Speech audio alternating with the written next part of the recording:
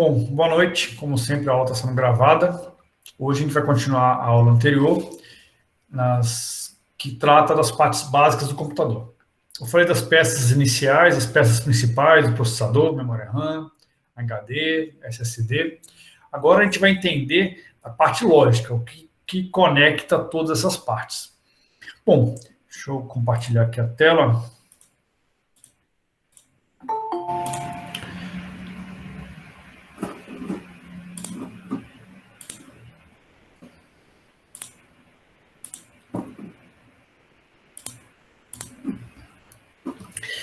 Comecei falando na aula passada que no dia a dia a gente utiliza diversas bases, né, para contar coisas. Então, quando a gente vai contar, por exemplo, coisas simples do dia a dia, nos objetos naturais, a gente usa a base 10, do decimal.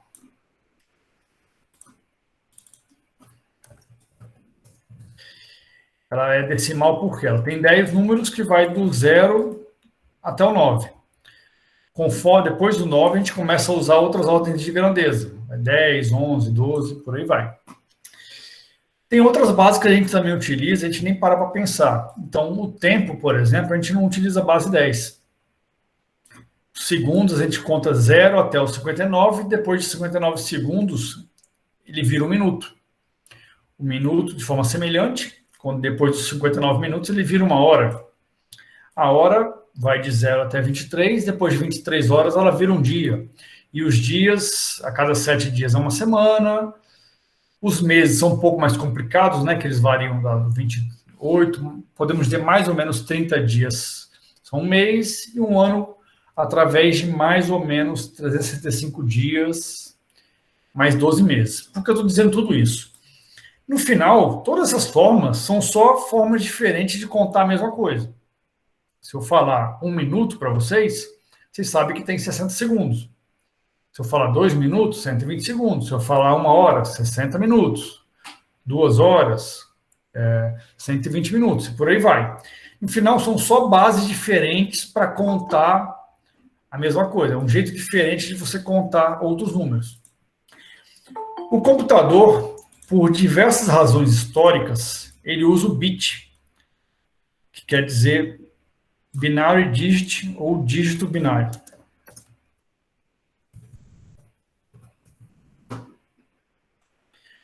Ele base 2. Ele só usa os números 0 ou 1. Eles usam esses mesmos números para contar tudo que o computador precisa contar. Então, quando no computador ele quer contar, por exemplo, deixa eu colocar em ordem aqui. Quando ele conta o 0, ele usa o número 0. Quando ele conta o número 1, número 1. Quando ele fala o 2, ele não existe o 2 em binário. Então, ele usa, para representar essa mesma quantidade, o número 1, 0. O 3, 1, 1. O 4, 1, 1, 0. Por aí vai. Então, percebam que são só formas de você contar as mesmas quantidades de formas diferentes. Decimal, a gente utiliza 10 números, binário só 2. Esses números aqui, tem uma forma de você converter de binário para decimal e vice-versa, mas vocês não precisam aprender isso aí. A gente aprende isso mais nos cursos de engenharia de computação, ciência da computação, mais ligados à informática. Existem outras bases também, mais ligadas à informática, octal, hexadecimal, que também não vale a pena entrar no mérito aqui, mas basicamente o que a gente tem são formas de contar grandezas de forma diferente. Por que o computador ele utiliza o bit, o binário? Porque é uma forma mais rápida. Lembram quando o Babbage estava desenvolvendo aqueles computadores, depois que eles foram aumentando, quando eles começaram a usar o ENIAC, deixa eu ver se eu falei do ENIAC para vocês. Falei. O ENIAC, eles utilizavam aqueles relés, que são esses dispositivos que eles estão sempre abertos ou fechados. Eles causavam muito calor, e vocês, assim como eu, principalmente quem mora mais na roça, sabe o quanto que insetos são atraídos por calor e luz, né? Mas principalmente o calor. E tem outro objeto que, além dos relés que eles utilizavam para representar esses números, era a válvula.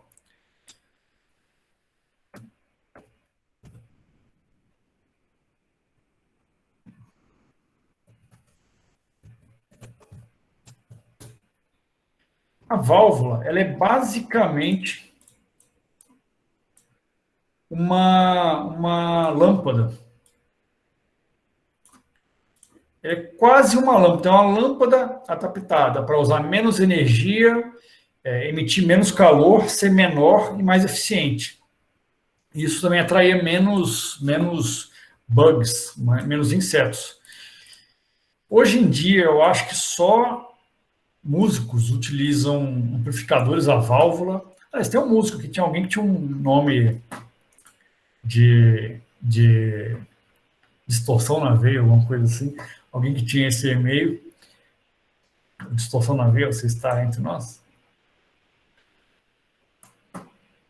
Não? Bom, essas válvulas, hoje em dia, elas são utilizadas, eu acho que em pouquíssimos objetos, inclusive nesses amplificadores, né?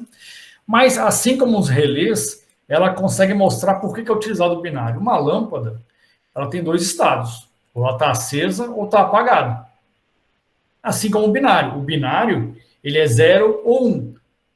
Então, esses computadores, eles utilizavam relés, ou válvulas, ou coisas parecidas, para representar zeros ou 1. Até hoje, nós temos os transistores ou equipamentos parecidos, que são utilizados também para zeros ou 1.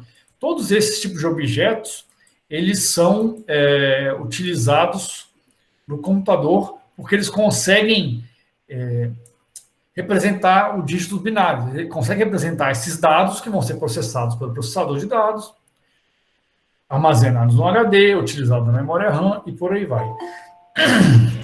Mas como é que esses dados...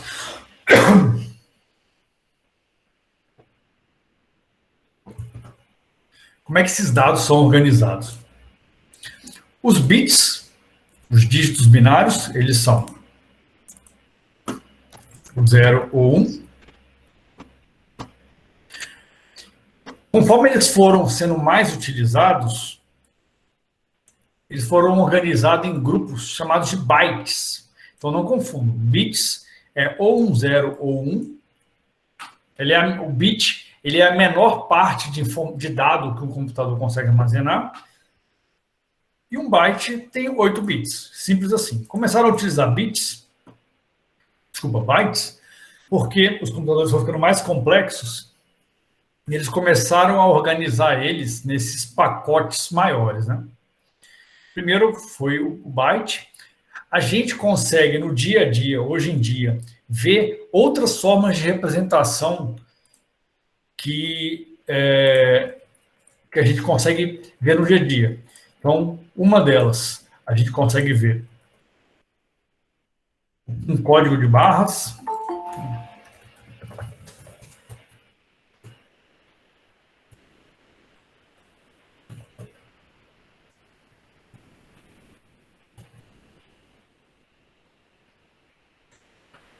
Um código de barras.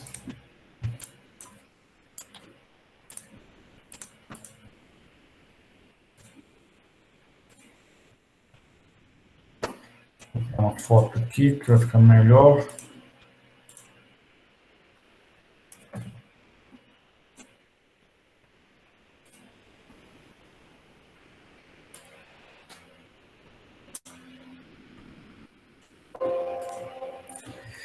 Um código de barras.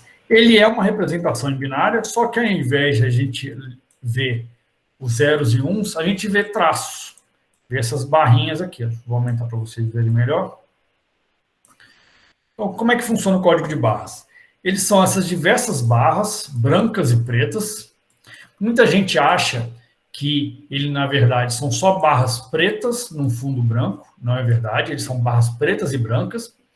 Algumas pessoas acham que são barras ou traços, uns finos e outros mais grossos. Também é falso isso. Todas as barras têm a mesma largura. Só que quando, por exemplo, diversas barras brancas estão juntas, elas parecem como uma barra mais grossa só. Mesma coisa, quando tem diversas barras pretas juntas, ela parece como uma barra mais grossa. Na verdade, são várias barras da mesma cor juntas. E representa o binário. Toda vez que tiver uma parte preta, quer dizer o 1. Toda vez que tiver uma parte branca, quer dizer o 0. Como é que ela é feita, essa leitura? Passa um laser por ela, ou você utiliza, hoje em dia está utilizando mais, as câmeras de celular. O melhor é o laser mesmo. Às vezes você vai tentar, por exemplo, pagar boleto, esse tipo de coisa, através de câmeras de celular, vocês conseguem ver que ele não lê direito, tem alguns tipos de problema na leitura. O laser já é mais eficiente, por quê? Como é que funciona aquela leitura laser? O laser, ele passa por cada uma dessas cores. Qual a principal diferença do ponto de vista do laser, né? Da cor preta para branca? O preto, ele é essa cor, ele parece isso para a gente, como se não tivesse nenhuma cor, porque na verdade ele não reflete nenhuma cor. O laser bate na parte preta e não reflete.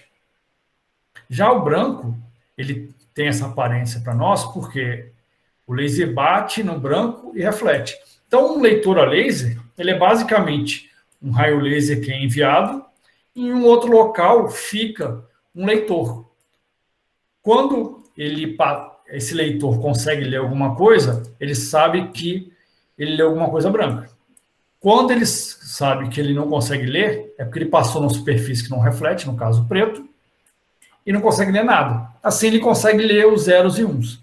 É bem parecido com CDs, DVDs, Blu-rays. Como é que funciona um CD ou um DVD?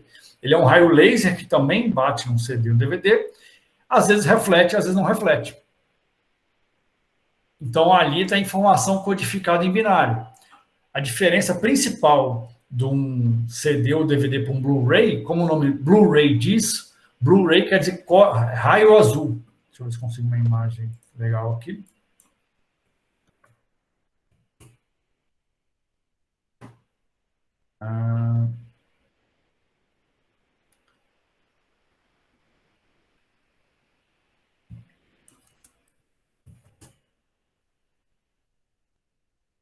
Não consigo ver. Mas a maior diferença de um Blu-ray para um CD, DVD, é que ele é um raio azul. Esse raio azul, por ser menor, ele consegue ler informações, ter mais informações numa mesma área, entendeu?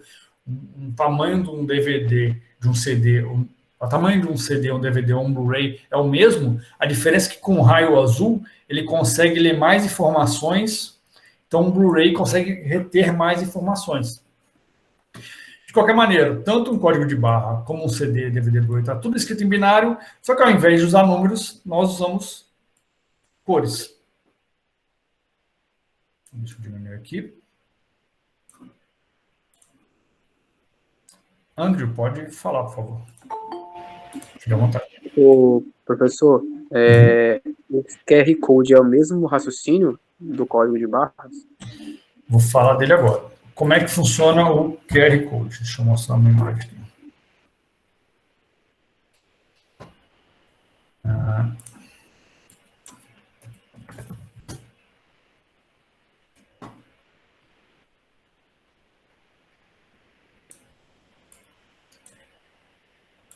O QR Code, ele é uma evolução muito inteligente e natural do código de barras.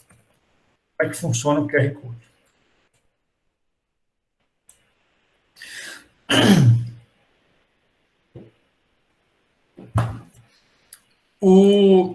Para mostrar como é que funciona o QR Code e como é que é a evolução dele, eu vou mostrar como é que a gente poderia e como é que a gente evoluiu o código de barras.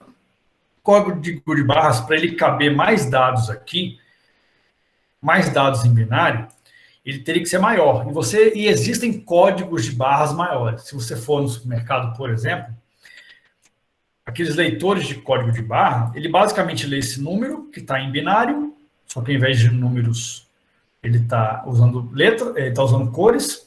Então, em vez de estar em binário, esse número aqui, que é o código do produto, ele é lido pelas máquinas, e ele pega um laser que passa de um canto para o outro. Quando a gente vê no supermercado, a gente acha que o laser ele é uma barra fixa, mas na verdade ele está super rápido indo de um lado para o outro. ele faz essa leitura.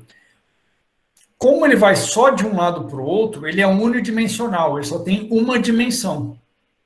Por ter só uma dimensão, a evolução natural seria colocar dados em mais de uma dimensão, no caso duas, horizontalmente e verticalmente, que é o caso do QR Code. O QR Code, se você perceber, é só como cada uma linhas dessa e colunas tivesse uma informação gravada. Então, deixa eu aumentar aqui o QR Code. De uma forma simples, é como se, por exemplo, essa linha aqui fosse um código de barras. Onde tiver branco, ele vai refletir. Onde tiver preto, ele não vai refletir. Só que ao invés de ler uma vez só, ele vai ler cada uma dessas linhas aqui, ó. É como se cada uma linha dessas tivesse um código de barras, fosse um código de barras. E ele lê ela em binário. Perceberam? E ele tem essa cara diferente aqui do QR Code, por quê? O que vocês acham que tem esses quadrados aqui?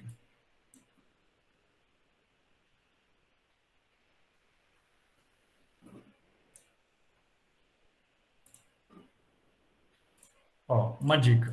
Esse QR Code é igual a esse QR Code?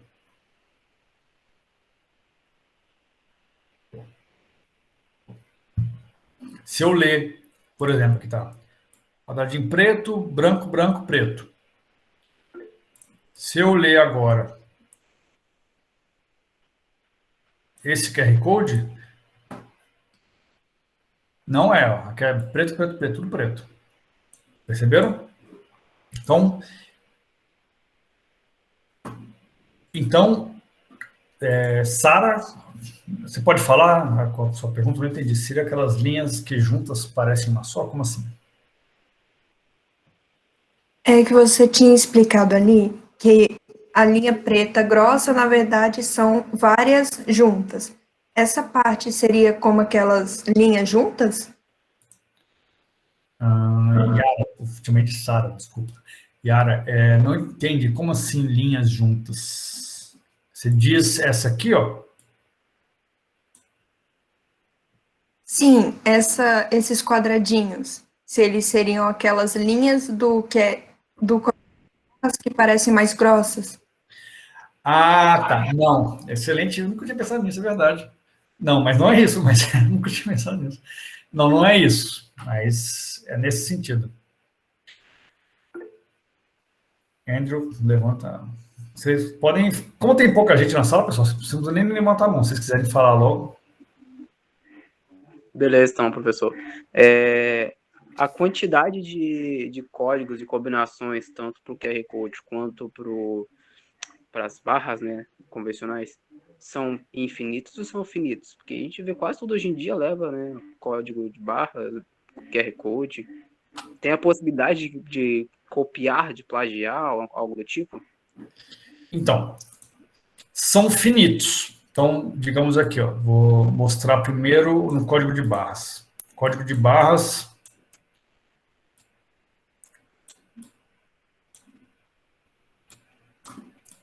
Código de barras aqui, eu vou chutar quantos números aqui tem. 1, 2, 3, 4, 5, 6, 7, 8, 9, 10, 11, 12, 13, 14, 15. Eu vou chutar que tem 16 bytes. Por que eu estou chutando? Com 16 bytes, um byte são 8 bits. Né? Um byte são 8 bits. 8 bits, então você tem, cada bit são duas possibilidades, certo? Se cada bit são duas possibilidades e você tem 8 deles, você tem 2 elevado a 8 possibilidades. Que dá 256 possibilidades, mais ou menos. Tá certo? 256? 2 elevado a 8. 256. Opa, não estou passando. Bom, então com cada byte, você tem 2 elevado a 256 possibilidades. Então dá para você falar que com cada byte, você consegue escrever uma letra do alfabeto. Sobra, beleza, mas você consegue. Então, se você tem 16 bytes no código de barra, você consegue escrever uma palavra de 16 letras. Estou simplificando bastante para tornar mais próximo do nosso dia a dia. Guardem isso, uma palavra de 16 letras, num código de barra. Já no QR Code, digamos que ele tenha, por linha, a mesma quantidade com código de barras. Novamente, estou simplificando mais para fins didáticos. Se cada linha ele tem isso aqui, digamos que ele tenha, sei lá, umas 60, 50 linhas, então dá para você escrever 50 palavras. Dá para escrever um parágrafo no código de barras. Acho que dá até mais, na verdade. Então, a maior diferença é que, por você ter essa possibilidade maior, você consegue ter mais informações nessa área, entendeu? Às vezes, um QR Code, numa área física de um produto, ele ocupa a mesma coisa que um código de barras. A diferença vai ser o quê? Que ele tem essa técnica melhor, ele tem 2 dimensões, e ele consegue armazenar mais informações. Te respondi, Andrew? Sim, sim. Beleza. E o Juliano, pode falar sua pergunta, Juliano? Essa disposição em que sentido?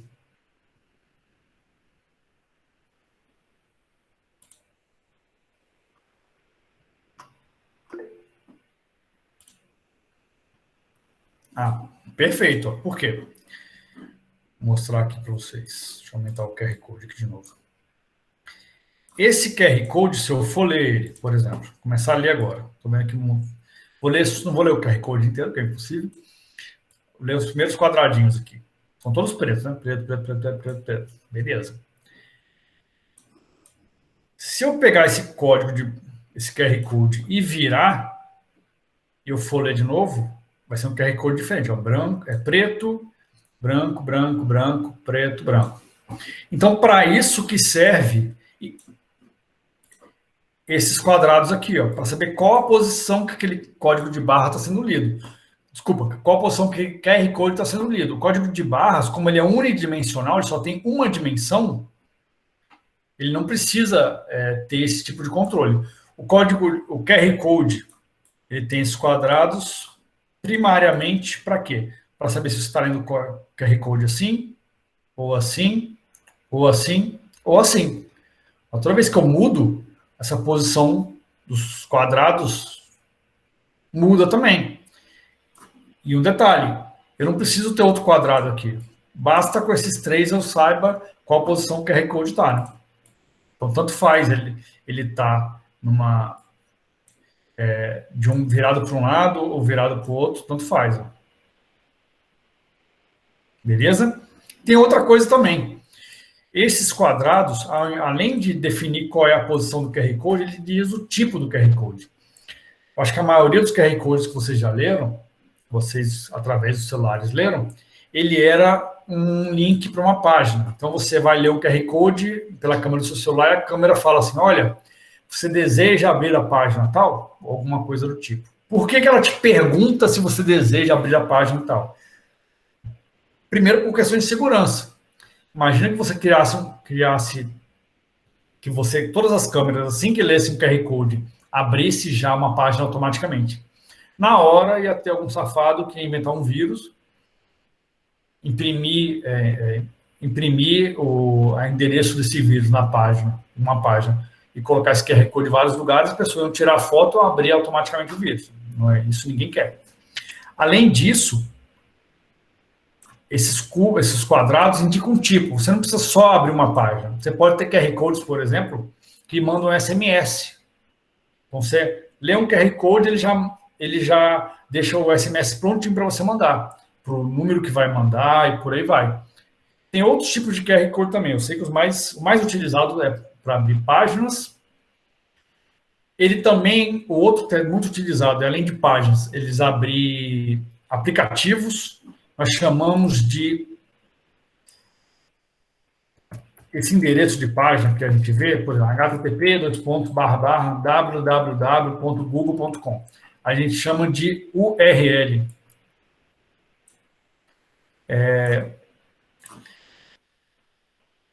como é que é? Unique Resource Locator.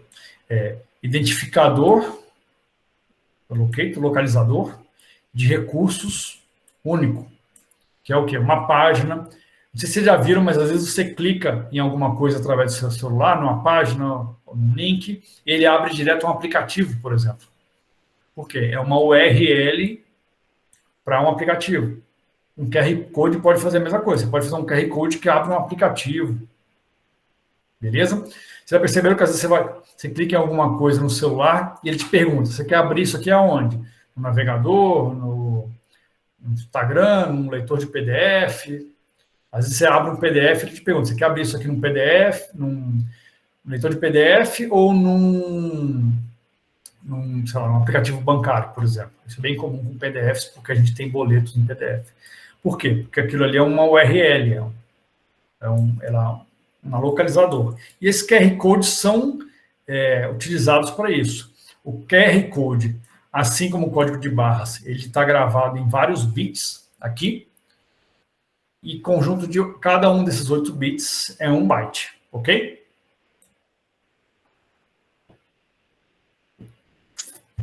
Yara, excelente pergunta. E se fossem 2 quadrados só ao invés de 3? Teria um problema. Quer ver, se você pegar... Imagina esse QR Code aqui. Imagina que fossem só, por exemplo, esses dois aqui. Ó. Beleza?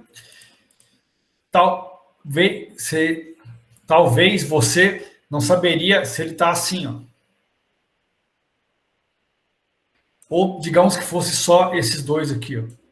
Aí seria pior ainda, porque você não saberia dizer se ele está assim ou assim. E se... Gislaine, exatamente, o código de barra tem uma dimensão só, o QR Code tem 2, então ele consegue guardar mais informação. E o Anthony falou desse quadradinho aqui no meio. Cadê o Anthony? Aqui, ó. Isso aqui é só uma coincidência. Então, por exemplo, do mesmo jeito que tem esse quadradinho aqui no meio, por que você está identificando como um quadradinho? Porque é um quadrado preto seguido por esse quadrado branco. Mas se você parar para olhar o contrário, por exemplo, aqui, ó, aqui tem um quadrado branco seguido por um quadrado preto. Aqui, nessa parte. Mais para cima e mais para a esquerda ele tem uma linha a mais, mas são só coincidências, entendeu? São só esses quadrados aqui que são realmente importantes para esse posicionamento melhor do QR Code. O resto são só dados mesmo. É só alguma coisa escrita em binário. E vocês conseguem criar QR Code de maneira muito fácil. Se colocar no Google como criar QR Code, vai aparecer aplicativos para celular, sites que criam isso aí. Você consegue customizar, então você consegue pegar essa parte central, se eu não me engano, e colocar uma imagem mesmo. Então, são menos dados que ele armazena, mas ele consegue manter essas imagens e até deixar um design mais bonitinho para o QR Code. O QR Code, ele ainda não está amplamente sendo utilizado, mas ele ainda está começando a ser utilizado.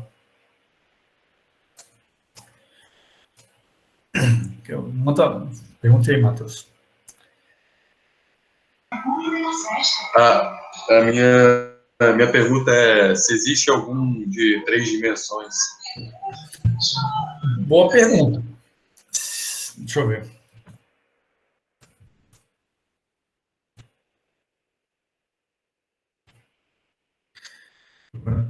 Code. Não tem. Bom, pelo menos eu procurei aqui super rápido, não tem. Teria como fazer um QR Code, talvez, em 3 dimensões? Teoricamente, se você tivesse um cubo,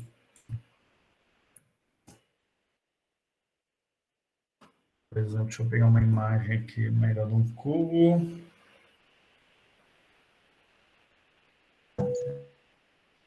Pensei nisso. Eu vou pegar esse cubo aqui para mais transparente.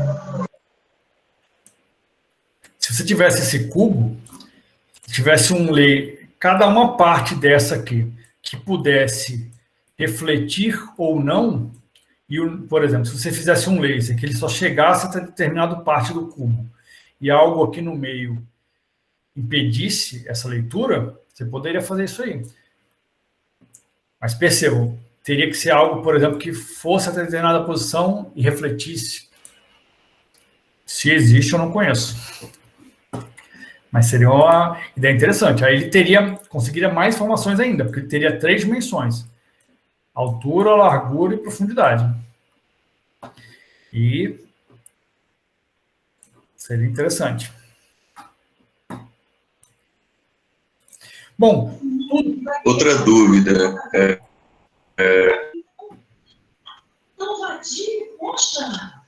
Oi? Oi, pode falar.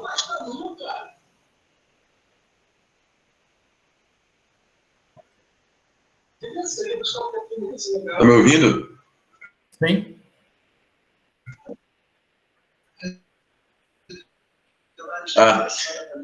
Tipo, você falou que se você girar um contorno para identificar esse QR Não, ele identifica, mas eles usam aqueles cubos, aqueles quadrados em volta para identificar qual é a posição correta, entendeu? Mais simples. Entendi. O Felipe falou sobre os códigos de som são binários também.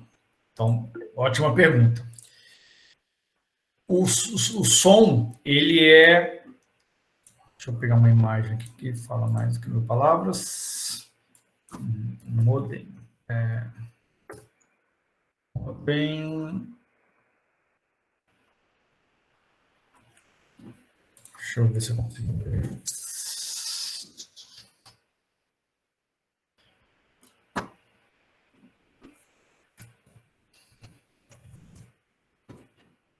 Deixa eu ver.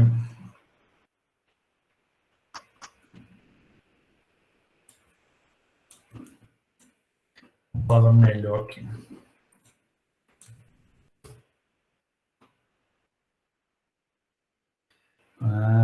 Essa aqui vai ser. Então vamos lá. A gente está acostumado com modem sendo aquilo que apareceu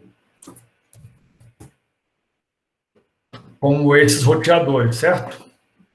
Que na verdade não são muito bem modems, mas vamos lá. Ou até mesmo aqueles modems 3G, que eu acho que ninguém deve mais usar isso aqui. O que quer dizer modem? Modem quer dizer modulador e desmodulador. O que quer dizer um modulador e desmodulador? Ele modula e desmodula. Mas como assim? O modem, ele é uma máquina que pega uma onda analógica. Onda analógica é uma onda comum, igual essa onda aqui, as ondas do mar, as ondas do som, e transforma ela numa onda digital. Então, um modem, ele é uma caixinha que pega, deixa eu ver aqui, essa onda analógica e transforma numa onda digital, que é zeros ou 1. Por que eu estou dizendo isso aí? O som,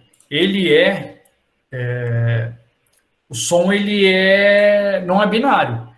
Ele não é 0 ou 1. Você tem diversas alturas de onda para o som. O modem, ele transforma em binário. Por que eu falei tudo isso antes de explicar se os códigos de som em binário? Eles são guardados em binário. Tudo que é guardado no computador, e quando eu digo computador, eu digo de forma ampla, celular, notebook, qualquer tipo de processador, é guardado em binário. E aí, os modem, o gravador de som, quando você utiliza um gravador de som, ele guarda em binário também. Vocês já ouviram falar de sampling rate? Deixa eu procurar aqui.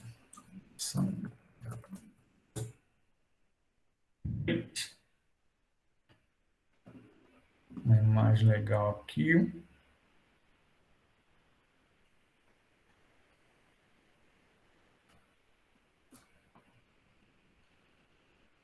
Acho que vai ser esse aqui, vai ser o melhor. O que quer dizer sampling rate? em inglês. Sampling rate quer dizer taxa de amostragem, talvez seria uma tradução.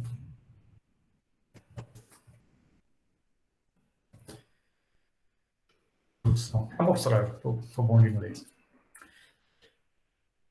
O que é uma taxa de amostragem?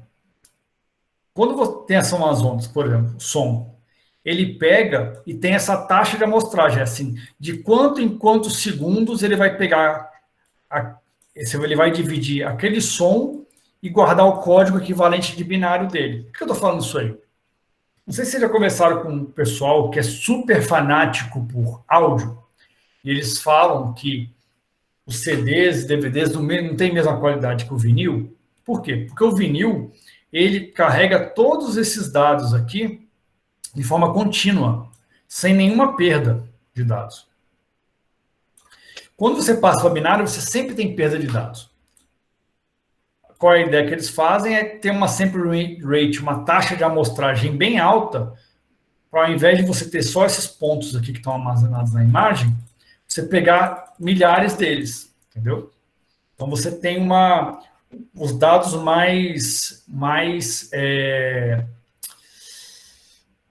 mais condizentes com o real, entendeu? Então, o roteador, a gente usa essa palavra roteador, ou modem, ou qualquer coisa parecida, de uma forma meio incorreta do ponto de vista da informática. O modem, como eu disse, ele modula e desmodula.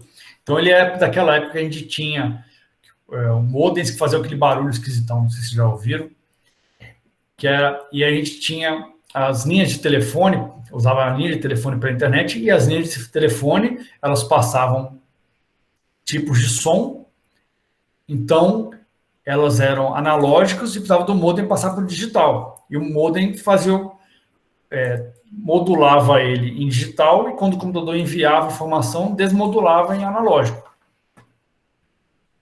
Já o roteador, ele roteia as informações, como o próprio nome dele. Roteia no sentido de dar uma rota, de mostrar qual é a rota, qual é a direção que tem que passar aquilo ali.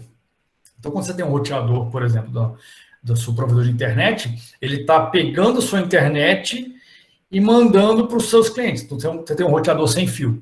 Você tem lá um notebook e um celular. Ele roteia falando assim, olha, celular, receba essa informação. Olha, notebook, você recebe essa outra informação. Ele dá uma rota para aquela informação ali. Estou simplificando muito. Eu vou gravar essa aula. Se alguém da informática escutar, provavelmente vai falar que eu estou errado, mas é que eu estou simplificando, porque o curso aqui é de administração, a gente precisa chegar tanto em detalhes assim. Beleza? Mas quando o roteador ele passa pelo Wi-Fi, de novo ele passa por essas ondas pelo ar também. Professor? Oi. Você pode explicar para mim, só por curiosidade mesmo, como é que funciona o código Morse? Tipo, se o som que o cara recebe daquele som que ele faz, com aquele instrumento, seria binário, ou se seria tipo intervalos, aí vai colocando algoritmo, não sei. Você pode explicar para mim? Tá, eu não sei direito, mas que eu saiba, o código Morse que ele faz. Ou, não sei se você já viu em filmes muito antigos, ou até tá na moda esses programas de sobrevivência, no Discovery e tal, que um cara pega uma luz e fica exibindo ou não a luz do código Morse. O código Morse, o que ele faz? Ele pega cada letra e transforma em um código. Uma piscada, vou chutar, que eu não sei qual é o código Morse, mas uma piscada é letra A, duas é letra B.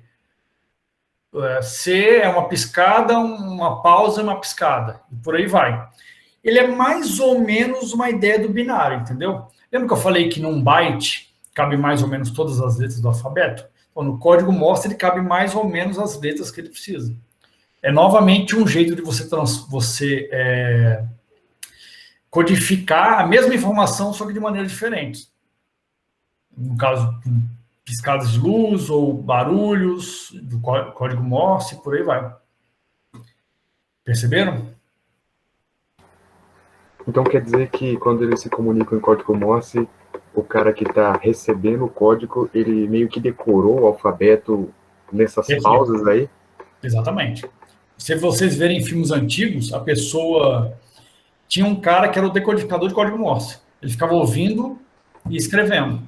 Depois de tempo inventaram máquinas que faziam mais ou menos, estou falando de forma bem ampla, o que um modem faz. Ele recebia essas informações e gravava. Não sei se vocês veem... deixa eu ver uma série. Tem uma série do Peaky Blinders. Muito maneira a série. E uma hora eles começam a trabalhar na Bolsa de Valores e eles recebem através de uma maquininha do código Morse. Ou para quem assistir The Office, o Dwight faz coisas em código Morse. É engraçado. Código Morse é coisa tão antiga que é difícil exemplificar nos dias de hoje. Gostei da série, do código do Dwight, que ele é um mega nerd, e do Peaky Blinders, que é da época do século passado, do comecinho do século passado, acho que antes da Segunda Guerra Mundial. É tem de guerra, é padrão. E era assim que eles passavam informações. O código do Morse, você tem uma ideia, se eu não me engano, dá para ser passado de um continente para o outro, através de rádio AM. Então, seria um avanço muito grande para a época. Né?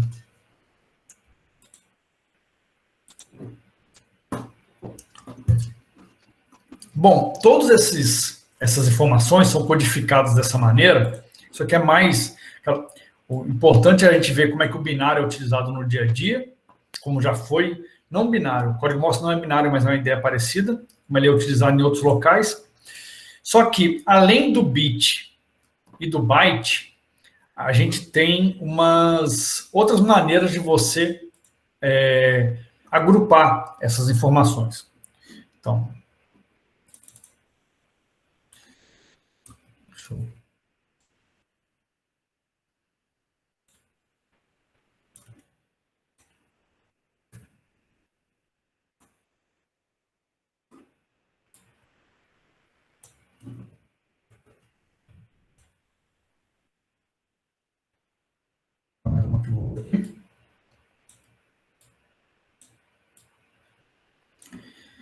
O bit, esse dígito binário, ele tem essa abreviação que é o B minúsculo, e o byte, já que ele começa com B também, esse conjunto de 8 bits, eles utilizam B maiúsculo. Então, um byte ele tem esses 8 bits aqui, um bit só tem um bit só. Quando a gente vai, no dia a dia mesmo, a gente começa a agrupar quantidades, grandezas de qualquer coisa, a gente cria palavras para isso. Então, a gente não chega no supermercado e me vê 10 mil gramas de açúcar. Você compra um pacote de 10 quilos. São quilos de quê? Essa palavra quilo, esse sufixo, quer dizer 1000 gramas de açúcar. Tonelada, também usa 1000 quilos. Na informática é igual. A diferença é que a gente tem os mesmos sufixos, são comuns em outros locais, só que como a gente usa a base binária e não a base 10, ele utiliza o 2 como base. Então, enquanto no dia a dia 1 quilo é 10 elevado a 3, 1000, né? Então, 10 elevado a 3 no dia a dia é 1 quilo. No binário, a gente usa 2 elevado a 10, que é igual a 1024. Então, 1 kilobyte é 1024 bytes. Além do quilo, a gente tem o mega, giga, tera, peta, e a semelhança de todos eles eles são sempre 1024 vezes o anterior. Então, o mega são 1024 quilos, o giga, 1024 megas, o tera, 1024 gigas, o peta, 1024 teras, e por aí vai. O que a gente usa hoje em dia é quilo, mega, giga e tera. Tera geralmente mais para HD, né? É fácil você comprar um computador com 1 terabyte de HD. Giga, geralmente a gente utiliza para memória RAM, ou até mesmo para câmeras de celular, quando a gente fala que não, giga não, é mega, né? Giga a gente usa geralmente para arquivos grandes, você vai baixar alguma coisa, ela tem tantos gigas. Mega, para arquivos comuns, ou até para definição de câmera de celular, falar, essa câmera aqui ela é 10 megapixels. Por aí vai, a gente consegue ver isso. E aquilo para arquivos pequenos ainda. Dificilmente a gente fala em bytes, e em bits a gente só usa quando a gente vai definir um processador, que a gente fala que o processador tem, sei lá, 64 bits. Já viram isso?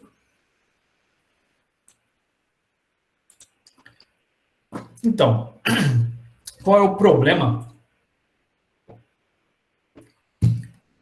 de a gente utilizar essas bases diferentes aqui? Como a gente no computador a gente utiliza a base 2, pode acontecer, e é bem comum, de a gente se confundir por dois motivos. Primeiro, que a gente não fala qual é a base, não fala se é base binária ou decimal. E segundo, quando a gente vai comprar ou lidar com alguma coisa da informática, a gente só fala quilo, mega, giga, tera. A gente não fala se é 1 megabit ou 1 megabyte, né? A internet de vocês. Digamos, se eu perguntar para vocês, qual é a velocidade da sua internet? Você fala assim, ela é 10 mega. Mega o quê? Se você procurar na internet de alguma provedora, Vivo, Claro, TIM, por exemplo, com a internet 4G, vai aparecer lá 10 mega. 10 mega o quê? Ou às vezes 10 giga. 10 giga o quê? Começa aí a outra confusão. Mas vamos aprender a resolver uma confusão de cada vez. Né? Então vamos lá. Primeiro, nós temos essa diferença nos tamanhos medidos, de acordo com a base decimal e o binário.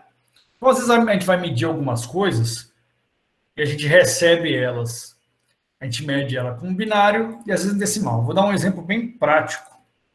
Aqui, deixa eu mostrar meu computador aqui para vocês.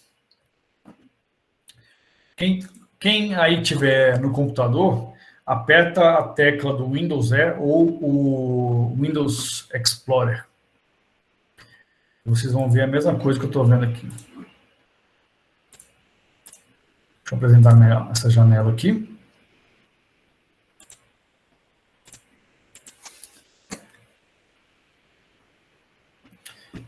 Então, vocês estão vendo aqui o meu HD, né? Aqui, ó. Vocês percebam que eu tenho dois HDs. Esse, que é o C2 pontos, e esse, que é o D2 pontos. O C2 pontos, sendo que ele só tem 101 GB. Por quê? Porque ele é um SSD. E o D2 pontos, ele é um HD normal. Ele já tem 1 terabyte de HD. Por que o SSD é tão menor assim? Porque ele é muito mais caro. E por que ele está todo quase ocupado? Porque eu deixo o meu sistema operacional nele. Então, como ele é muito mais caro, além de ser muito mais caro, ele é muito mais rápido. Então, eu deixando o meu Windows instalado nele, meu computador fica muito mais rápido. Mas como eu preciso armazenar mais arquivos, eu coloco ele aqui no meu D2 pontos de 1 tera. 1 tera é muita coisa, são 1024 gigas, né? E ele aparece aqui. Mas, peraí. Eu acabei de ensinar para vocês que 1 tera são 1024 gigas. Mas se vocês olharem aqui, o tamanho dele, ó, são 931 gigas. Vocês conseguem ver isso no computador de vocês? Quem tiver no computador? Alguém está no computador e pode ver também? Professor, mas a maioria das coisas que a gente tem que colocar não tem que ter um espaço para o sistema operacional? Tem. Mas é que o meu já está ocupado. O meu sistema operacional está ali. Então, mas não é por isso que não está os 1024? Peraí, não te escutei, André. Mas não é por esse motivo do sistema operacional? Não estou escutando nada. Está muito baixo. Só comigo ou tem mais alguém? Não, está bem baixo ainda.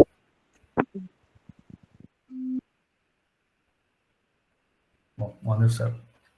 Mas, bom, vocês estão vendo aqui, ó, que o meu HD, eu acabei de falar que ele é 1 tera. Se ele é 1 tera, ele tem 1024 gigas.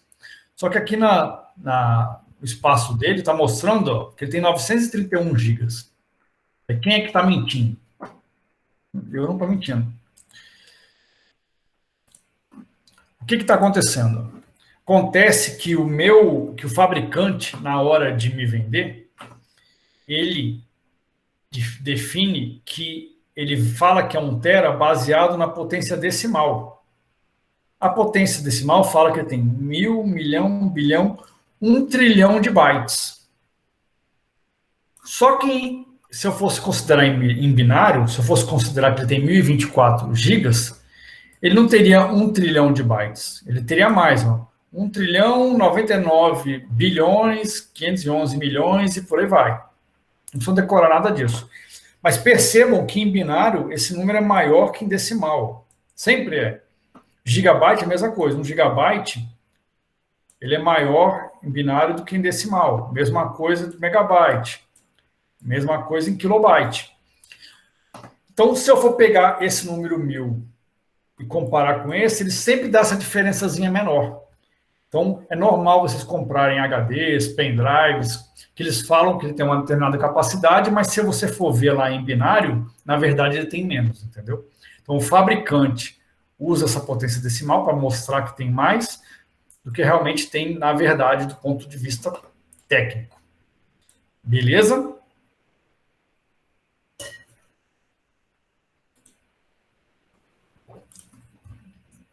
Sua imagem travou aqui para mim. Oi? Sua imagem travou aqui para mim, não sei pro resto do pessoal. Nossa, travou com a cara. Meu Deus. De nada. Obrigado, cara.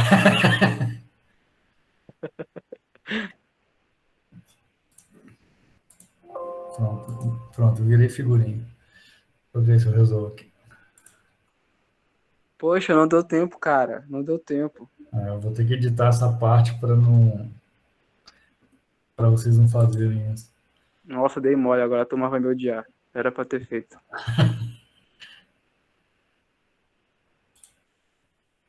Não, mas vai ter várias oportunidades. Eu já recebi um monte de mim e dos outros pessoas.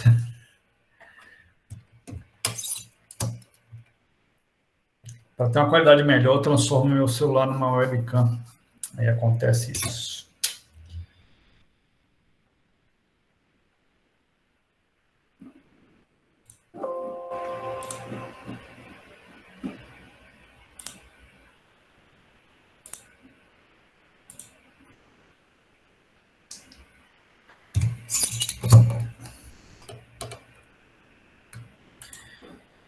Lá se foi. Foi, agora sim, show.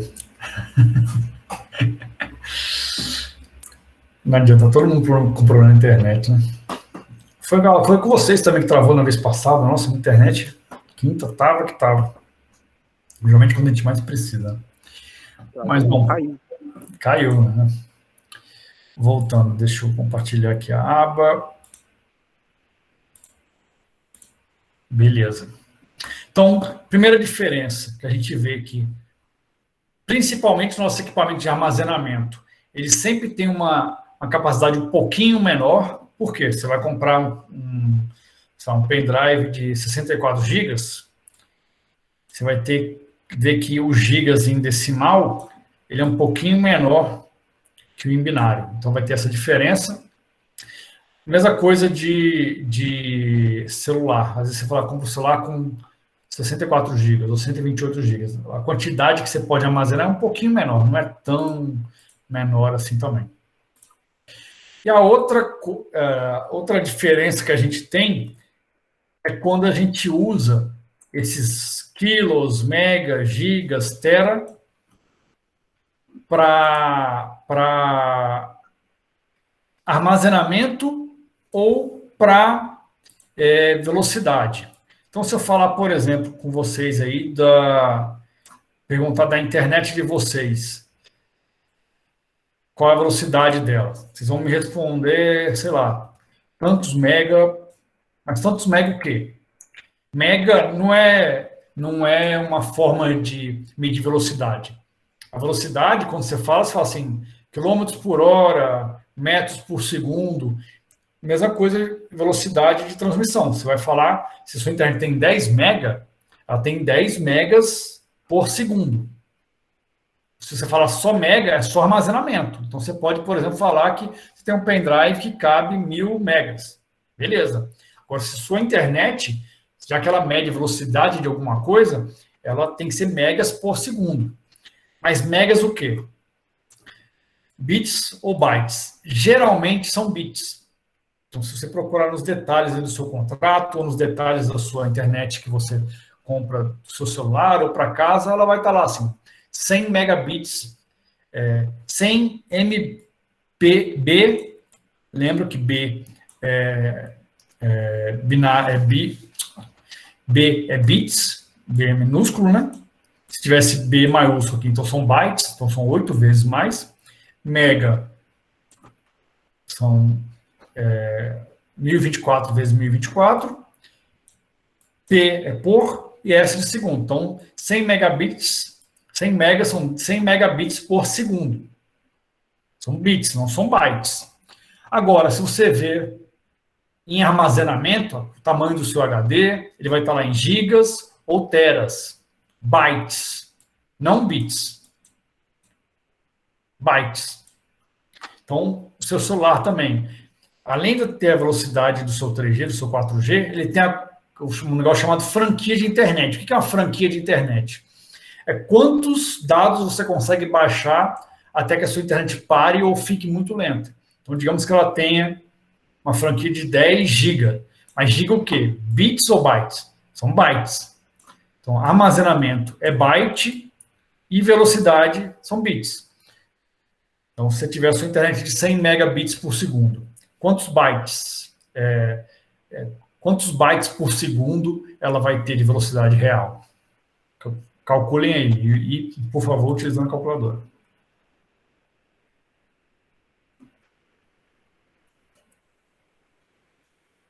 Ô, professor, Hum. pegando um pouco da pergunta do Anthony aí que ele fez no chat, a mesma lógica que eu quero perguntar. Eu já ouvi falar também que a questão do modem cair em internet, algo do tipo, é devido também à quantidade de luz que ele está recebendo, luz assim, luz do sinal, né? Por causa que dependendo da qualidade que esteja ao redor dele, se estiver muito sujo ou muito áspero, que vai atrapalhar a qualidade da chegada da internet, isso é verdade? Então, depende. Então, antes de vir nessa aqui, eu vou voltar para essa parte aqui dos sinais. Vou colocar aqui no cantinho. Deixa eu pegar a borracha.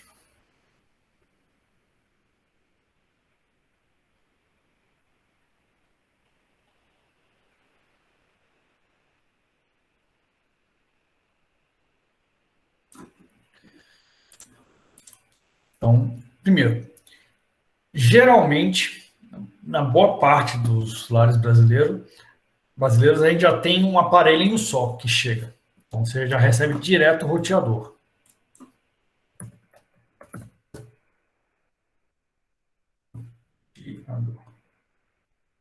É um aparelhinho...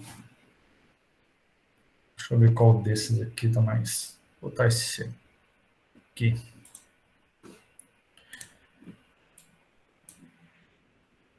Um roteador. Então, ele recebe... Cadê aquela imagem que eu mostrei aqui? Isso aqui é a parte de trás dele. Então, ele recebe uma internet através desse cabo aqui, geralmente. Ele recebe internet e roteia, dá a rota através das antenas. Beleza? Tem alguns outros casos que você, antes do roteador, você recebe aqui.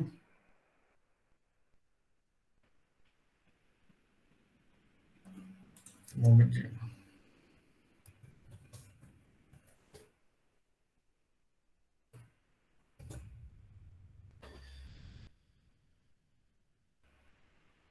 Deixa eu ver uma imagem boa para representar.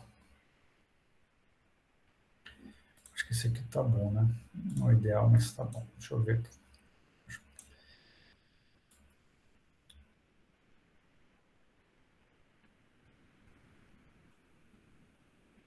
Esse aqui não é bom.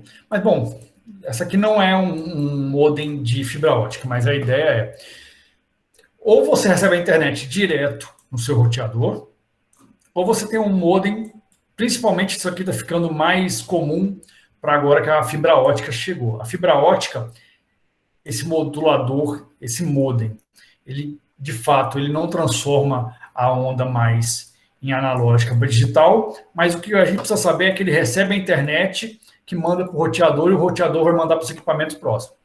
O roteador, você pode ficar sem internet no seu celular, no seu notebook, por diversos motivos. Um deles, não está chegando a internet no seu roteador, quer seja um problema no modem ou no roteador mesmo. Outro problema, ele tem muita gente conectada nele. Então, chega um roteador, no fundo, ele é um computador também. Então, ele pode simplesmente ficar sobrecarregado. Do mesmo jeito que você sobrecarrega o seu computador com vários programas executando aquele trave, o seu roteador pode acontecer isso aí também. Muita gente exigindo dele alguma coisa pode fazer o seu celular parar de receber, entendeu? Talvez ele foque só em outras pessoas. A gente consegue ver isso bem em evento. O restaurante, quando começa a encher de gente, a internet cai. E a outra caso é esse que você falou, André. Você pode ter interferência no seu roteador. Então, o roteador, a gente vai entrar tudo em detalhes mais no futuro, mas o roteador, ele trabalha basicamente em duas frequências, a 2.4 GHz e a 5 GHz. Principalmente a 2.4 GHz, ela sofre interferência, por exemplo, de telefone sem fio. Não celular, mas daqueles que tem uma base sem fio. Se você colocar o seu roteador do lado do seu telefone sem fio, eles vão brigar por essas ondas eletromagnéticas e vão causar interferência, fazendo que sua internet não pegue direito. Outra coisa que causa interferência de ondas eletromagnéticas, o motor, por exemplo. Se colocar o seu roteador do lado do motor forte, ele começa a ter esse tipo de interferência. Outro exemplo legal de interferência. Vocês já perceberam quando você coloca numa caixa, perto da caixa de som, por exemplo, de computador, seu celular, e ele vai receber uma ligação, ele começa a fazer um barulho, um barulho estranho? A caixa de som emite um barulho estranho? Então, ele faz o quê? Ele está recebendo, o seu celular está emitindo uma frequência que aquela caixa de som está pegando. Planta também emite, planta tem muita água dentro dela, ela bloqueia também esses sinais. Outras redes Wi-Fi próximas também brigam e também causam esse tipo de interferência. O Juliano falou pilares, concreto, espelho, tudo isso também causa essas interferências, entendeu? Então, e a Gislaine falou, ele também tem um limite. Esses roteadores, esses com várias antenas, eles geralmente são mais parrudos, eles têm um limite maior. Mas todos têm um limite de conexões que vocês conseguem. E como o Antônio falou, quando a internet cai, significa que o roteador não conseguiu dar o caminho. Pode ser isso aí também. Às vezes tem tanta gente que ele não conseguiu rotear aquilo ali. Ele não conseguiu dar a rota da internet que está chegando. Você pode perceber isso aí, o Antônio deu um exemplo ótimo. Você pode perceber isso aí quando você liga para reclamar, que a primeira coisa que o atendente pergunta assim, quais luzes estão piscando aí no seu roteador? Por que ele pergunta isso? Porque tem uma luz, que geralmente é um globo terrestre, que é o sinal da internet. Se ela tiver verde certinho, ele vai falar, olha, a sua internet está chegando. O seu problema não é que a internet não está chegando. A gente está te dando a internet que está pagando. O seu problema é que o seu roteador não está conseguindo rotear ela, entendeu? Agora, se essa luz estiver apagada, aí quer dizer que nem a internet está chegando. Pode falar, Antônio, por favor. Como se fosse o roteador uma estrada e, no caso, o celular, um carro, por exemplo. Né? Tem muitos carros na estrada, então vai dar o tráfego, então não vai dar para andar direito, então a internet não chega.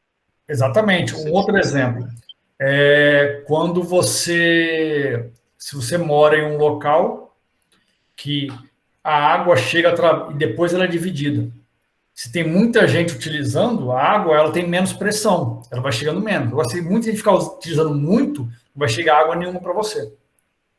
É igualzinho a essa questão também. A distância também interfere. Então, Se você tiver um roteador muito distante, também tem essa interferência. Essa questão da distância, claramente, você consegue, por exemplo, se você tiver um roteador, é sempre bom você tentar botar ele no meio da sua casa. Por quê? Para ele conseguir cobrir a casa inteira, entendeu? Pode falar, Yara. Vocês podem falar à vontade, pessoal. Professor, e existe também a possibilidade de ser o celular ou o notebook que não consegue receber o sinal, né? Ou esse problema provém só do roteador? Não, pode ser ele também que não consegue. Por exemplo, celulares geralmente têm antenas Wi-Fi mais fracas. Então às vezes você está com o celular do lado do notebook. No notebook está funcionando, o celular não. Ele que não está conseguindo receber essa informação. E, ainda mais em cidades maiores, o maior problema, para quem mora em condomínio, em prédio, são interferências de outras casas.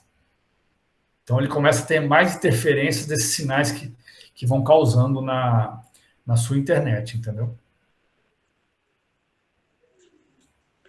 Professor, aquele modelo de receptor da fibra ótica que você mostrou, tem até um aqui. E até outra curiosidade, a questão da fibra ótica, realmente aumenta só a velocidade ou aumenta também a qualidade de chegar à internet? E outra coisa que me falaram assim que colocaram é que aquele velho costume que a gente tem de tirar e colocar depois na tomada ou modem resolvia a queda da internet. Agora com a fibra ótica não precisa mais fazer isso. Eu continuei fazendo, mas é verdade isso? Não precisa mais fazer isso? Então, essa parte de reiniciar a gente vai ver mais quando eu falar em mais detalhes de sistemas operacionais. Mas já adiantando, todo equipamento de computação, ele tem uma série de sequências que ele utiliza para ligar, para ele funcionar de forma totalmente satisfatória. O roteador de fibra ótica é um pouquinho menos, mas às vezes você precisa também. O modem. Esses roteadores com fibra ótica, vocês vão ver que são máquinas bem pequenas e muito simples, eles não fazem muita coisa. Mas tem alguns roteadores que também são modem, que você coloca o cabo de fibra ótica direto nele, que ele resolve isso aí. A fibra ótica recebe menos interferência porque ela não é uma eletricidade, ela não viaja através de um meio eletromagnético. A fibra ótica, ela viaja através da luz. Então, se você tem a fibra ótica recebendo luz, se você ligar um motor ou colocar um telefone sem fio ou alguma outra coisa assim perto dela, não tem nenhum problema. A luz continua passando por ela sem nenhum problema. Entendeu? E sim, ela é muito mais rápida. A gente está recebendo ultimamente internet através de fibra ótica para planos de 100 mega, mas ela consegue gigas. Ela consegue ser muito, muito mais rápida do que isso. Vocês podem aguardar que nos próximos anos a velocidade da internet no Brasil, no geral, vai aumentar muito. A gente já fala também do 5G, mas não confundam 2.4 GHz que eu falei, ou 5 GHz com 3G, 4G, 5G do celular. Não tem nada a ver. É outra coisa. Mas o 5G e o 2.4 GHz e o 5 GHz, essas duas frequências, ela tem essa diferença para evitar algumas interferências, assim.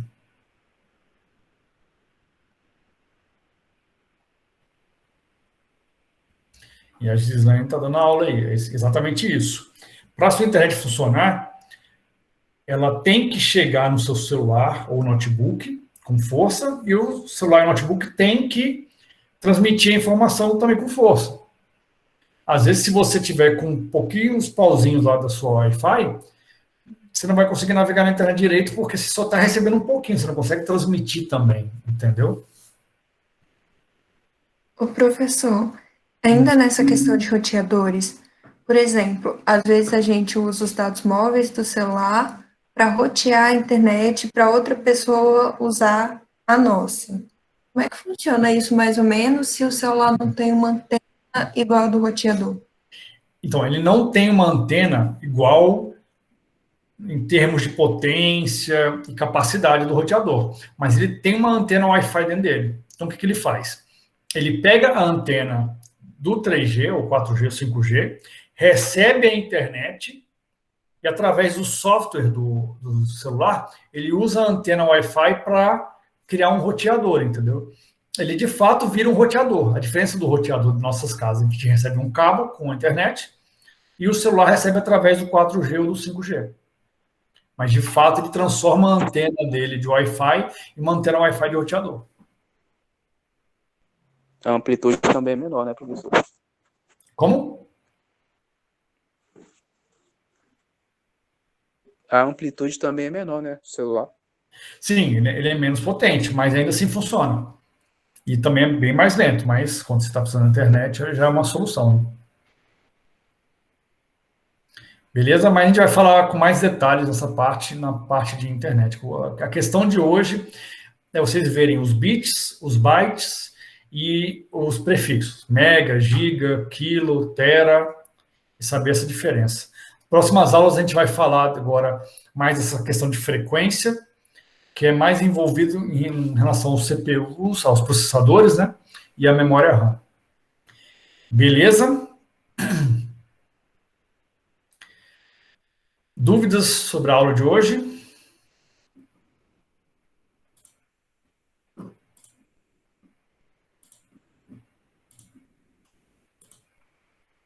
Uma coisa que eu acabei esquecendo de perguntar antes, ainda naquela questão do código de barras e do QR Code, eu percebi que o meu celular, pelo menos, quando eu vou ler o QR Code do PicPay, por exemplo, tem muito mais facilidade do que o código de barras de um boleto.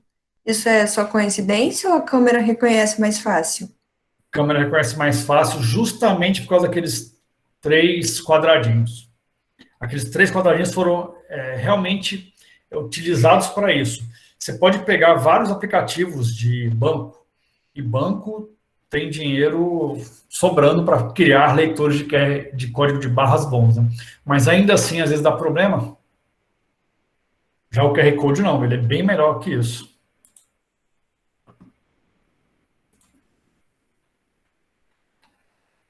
Às vezes você vai pagar um boleto, você já está pagando um boleto, já está triste. Você ainda fica lá lendo e não consegue. Já o QR Code é bem melhor. O QR Code do Pix é muito bom. Não escutei, André. O QR Code do Pix é muito bom. Pois é. Essa é a ideia de como é que eles estão usando cada vez mais o QR Code. Né? Olha, Gislaine falou que tem, às vezes, a luz artificial do ambiente atrapalha, reflexo atrapalha. Você lê, através do celular, um código de barra que está, por exemplo, impresso num papel, é diferente do que você lê um código de barra que está num PDF, por exemplo, na sua tela. Por quê? Porque a mesma identificação das partes brancas e pretas, como é uma imagem, já tem mais problema. Aproveitando que me veio agora na mente. Aquele código de barras que fica na leitura dos boletos. Quando a gente tenta fazer a leitura dele pelo aplicativo, enfim, e não é possibilitado, geralmente dá indicação de fazer a inserção dos números, dos códigos, né, que vem bem ali, logo abaixo. Aquela sequência numérica é exatamente o que está naquele código de barras? Cada linha daquela significa aquele número? Sim. Cada linha que é lida no código de barras significa aquele número. No final, aquele código de barras ele é todo binário e está sendo traduzido para o decimal. Quer seja para ler num supermercado, numa loja.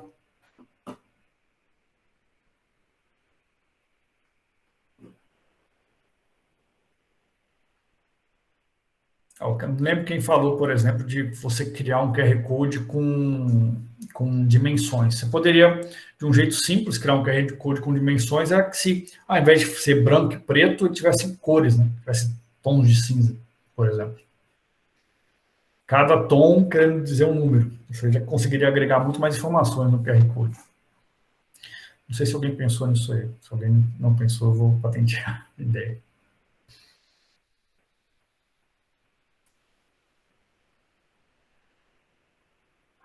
Deve ter um motivo para eles não colocarem colorido, né? Com Não, certeza. até dá, mas a questão principal é que você conseguir essa leitura. Exato. Aí, ó, e a Gislaine falou, os códigos de barra, esse laser ele é muito mais rápido, porque o laser ele não interpreta nada, ele só vê se refletiu ou não refletiu. Por isso que é, por exemplo, o Blu-ray, CDs, DVDs são tão rápidos também. É aquela computação ótica que eu citei nas aulas lá atrás. Agora, você lê através da câmera do celular, você tem que pegar, ele vai interpretar aquilo ali. Então, já tem uma velocidade de processamento menor, né?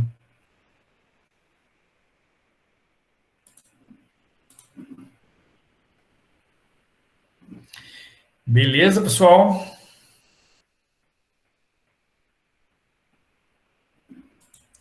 Mais dúvidas?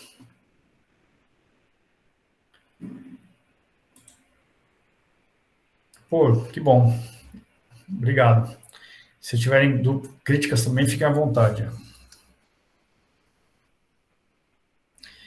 Uma crítica que talvez vocês tenham é que eu não postei a penúltima aula ainda, não editei ela, porque meu editor de vídeos não está querendo funcionar. Acontece coisas na informática, né? Beleza, então, pessoal, se cuidem aí, ainda mais nesse frio que deve estar aí. Se em Quiniás está frio, imagina aí. Fiquem com Deus e tomara que a gente se encontre presencialmente logo, né?